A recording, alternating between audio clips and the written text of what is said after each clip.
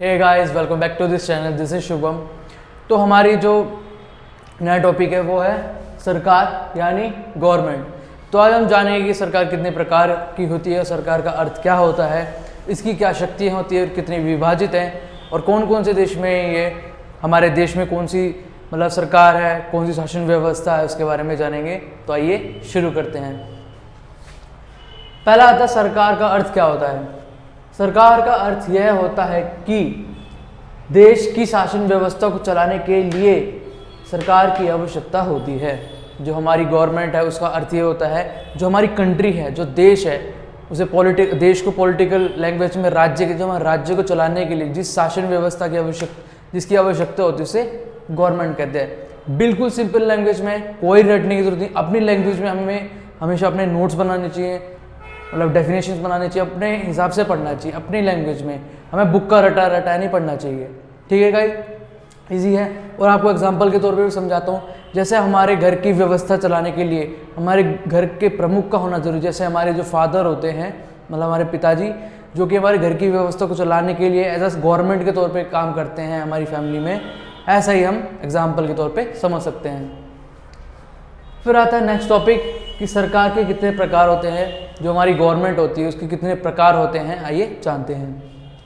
पहली होती है संसदात्मक सरकार। संसदात्मक सरकार क्या होती है?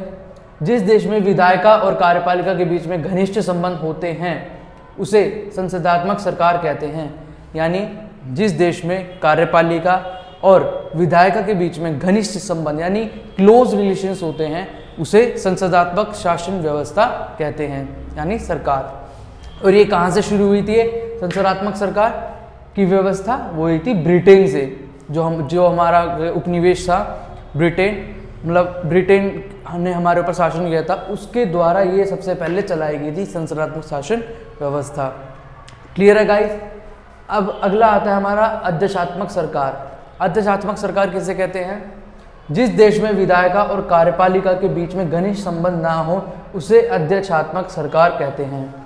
इजी है गाइस। इसमें आपने जैसे पढ़ा कि जिस देश में कार्यपालिका और विधायिका के बीच में घनिष्ठ संबंध हो उसे क्या कहते हैं? संसदात्मक सरकार। और इसमें है जिस देश में कार्यपालिका और विधायिका के बीच में घनिष्ठ संबंध ना हो उसे क्या कहते हैं? अध्यक्षात्मक। इसका उल्टा कर देना, आपको इजीली आपको याद हो जाएगा गाइस। और ये है अमेरिका में है मौजूद, प्रेजेंट में अमेरिका में लागू है ये सरकार व्यवस्था। क्लियर है? और इसका एक एग्जांपल देता हूँ मैं आपको। ये पूछा जाता है कॉम्पिटिटिव एग्जाम्स में भी, ठीक है, कि संसदात्मक सरकार किसके आधार पे जानी जाती है। जैसे कि इसमें एक तो दो हमारे प्रमुख होते हैं हमारे देश के, एक होता है राष्ट्रपति और एक होता है प्रधानमंत्री।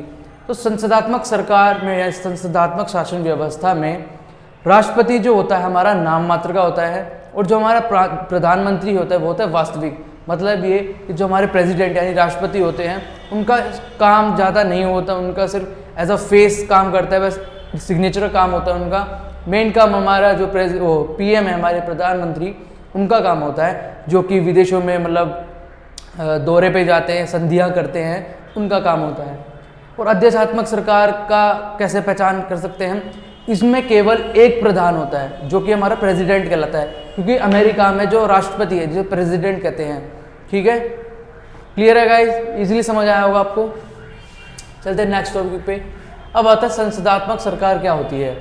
तो जानते हैं संसदात्मक सरकार किसे कहते हैं? इस व्यवस्था में केंद्र और राज्य सरकार के बीच में शक्तियों का विभाजन होता है, लेकिन ज़्यादा महत्व केंद्र सरकार को दिया जाता है। संसदात्मक सरकार या व्यवस्था उसे कहा जाता है जहाँ पे केंद्र सरकार सेंट्रल गवर्नमेंट और स्टेट गवर्नमेंट के बीच में जो उनकी पावर्स होती है वो डिवाइडेड होती है। ठीक है गाइज? और इसमें ये भी बताया कि लेकिन ज़्यादा महत्व किसको दिया जाता है? केंद्र सरकार को। ज़्यादा महत्व केंद्र सरकार को दिया जाता है क्योंकि उसके पास ज़्यादा सीटें हैं लोकसभा में, और दिया जाता है केंद्र सरकार को इसलिए दिया जाता है ज़्यादा महत्व क्योंकि इसके पास अधिक विषय हैं। विषय से मतलब है ज़्यादातर कार्य इनके द्वारा सेंट्रल गवर्नमेंट या केंद्र सरकार द्वारा ही किए जाते हैं, और लोकसभा में केंद्र सरकार वही बनती है जो लोकसभा में जीतती है। क्लियर है गाइस? इसलिए केंद्र सरकार को ज़्यादा महत्व दिया जाता है। संघात्मक सरकार क्लियर होगा आपको, बहुत ईजी बताया मैंने। जो सेंट्रल गवर्नमेंट स्टेट गवर्नमेंट के बीच में पावर डिवाइडेड होती है उसे क्या कहते हैं? संघात्मक सरकार। क्लियर है गाइस। और एक इंपॉर्टेंट पॉइंट बताना चाहूँगा कि इसकी विशेषता क्या होती है संघात्मक सरकार की, ठीक है, वो ये है कि इसमें लिखित संविधान होना चाहिए। जहाँ पर भी संघात्मक शासन व्यवस्था लागू है या सरकार है, वहाँ पे पहला पॉइंट ये आता है कि वहाँ पे लिखित यानी रिटन कॉन्स्टिट्यूशन होना चाहिए। जैसे कि हमारे भारत में संघात्मक सरकार व्यवस्था है, यहाँ पे भी केंद्र और राज्य की जो दोनों पावर्स है अलग अलग है, और यहाँ पे हमारे देश में कॉन्स्टिट्यूशन भी लिखित है। दुनिया का सबसे बड़ा संविधान हमारे देश का है, ये याद रखना है। नेक्स्ट पॉइंट है संविधान की सर्वोच्चता। जो हमारे देश में सबसे पावरफुल चीज़ है वो है हमारा कॉन्स्टिट्यूशन, और सबसे टॉप पे जिसकी प्रायोरिटी मानी जाती है, सबकी मानी जाती है, वो है हमारा संविधान। और न्यायालय भी यही मानता है कि संविधान के बिना हम कोई न्याय नहीं कर सकते। नेक्स्ट पॉइंट आता है हमारा शक्तियों का विभाजन। जहाँ पे ये 2 पॉइंट्स होंगे वहाँ पर भी शक्तियों का बंटवारा, जैसे कि मैंने बताया संघात्मक सरकार के जहाँ पे पावर्स डिवाइडेड होती है सेंट्रल गवर्नमेंट और स्टेट गवर्नमेंट के बीच में। क्लियर है गाइस। नेक्स्ट पॉइंट आता है स्वतंत्र न्यायपालिका। स्वतंत्र न्यायपालिका से अभिप्राय ये है कि स्वतंत्र वहाँ पे जो न्यायपालिका जो न्याय करती है लोगों के साथ, वो एकदम मतलब स्वतंत्र रहे, निडर रहे, किसी का मंत्री का या प्रधानमंत्री का कोई बड़े लोगों का कोई मतलब दबाव ना हो उसके ऊपर, एकदम फ्री हो, निष्पक्ष मतलब न्याय कर सके सबके साथ। क्लियर है गाइस। तो नेक्स्ट आता हमारा 3 सूचियों के आधार पर शक्तियों का बंटवारा। जो हमारी 3 सूचियां हैं इनके आधार पर शक्तियों का बंटवारा किया गया है। तो आइए जानते हैं वो 3 सूचियां क्या क्या है और उसके अंदर कितने विषय हैं।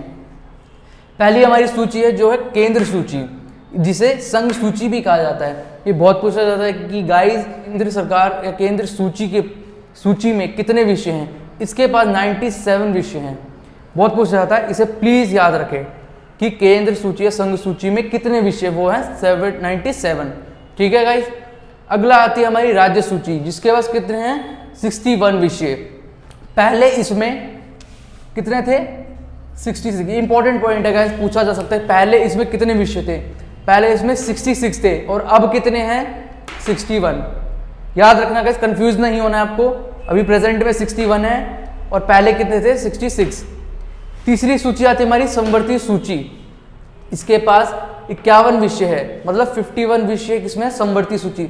अब समवर्ती सूची कहते किसे हैं? समवर्ती सूची उसे कहते हैं जिसमें केंद्र सरकार और राज्य सरकार दोनों मिलकर उस पर कार्य, जिन विषयों पर कार्य कर सकती है उसे समवर्ती सूची कहते हैं। जैसे हमारी एजुकेशन और इन्वायरमेंट, टेररिज्म मतलब आतंकवाद के खिलाफ, और ऐसी बहुत सी चीजें। क्लियर है गाइस। और राज्य इन पे काम करेगी, इन्हीं विषयों के ऊपर काम करेगी जिन्हें 61 विषय हैं, और केंद्र सूची इन विषयों पे। और एक और पॉइंट गाइस, समवर्ती सूची में अब पहले 51 मतलब पहले थे इसमें 45 विषय। पहले कितने थे 45, जो 5 निकाल के इसमें डाल दिए गए। जो हमारे 6 विषय थे बाकी निकाल के कहाँ डाल दिए गए? वो डाल दिए गए इसमें। क्लियर है गाइस? क्लियर है। तो हमारा नेक्स्ट पॉइंट है एकात्मक सरकार। एकात्मक सरकार किसे कहते हैं? इसमें सारी शक्तियां एक सरकार के पास होती है, वो चाहे केंद्र के पास हो या राज्य के पास हो। मैंने बहुत इजीली समझते हैं कि एकात्मक सरकार कैसे कहते हैं। एक से समझो, एक का मतलब होता है एक, मतलब सारी पावर किसके पास हो? एक के पास हो, एक सरकार के पास। इसमें भी यही बताया है कि शक्तियां एक सरकार के पास हो, जैसे कि केंद्र के पास हो या राज्य के पास, दोनों में से किसी एक के पास होनी चाहिए, दोनों के पास नहीं होनी चाहिए। उसे क्या कहते हैं? एकात्मक सरकार। क्लियर है गाइस? आपको इजीली समझ आ गया होगा, मैंने पूरा आपको डिफाइन कर दिया। इसकी और भी कुछ नेक्स्ट पार्ट आएगा इस टॉपिक का। आई होप आपको वीडियो पसंद आई होगी। वीडियो आपको पसंद आई तो चैनल को लाइक कीजिए, सब्सक्राइब कीजिए, शेयर कीजिए और कमेंट कीजिए आपको वीडियो कैसी लगी, और मुझे सजेस्ट कीजिए कि नेक्स्ट टॉपिक पे आपको किस पे चाहिए video. Thank you very much.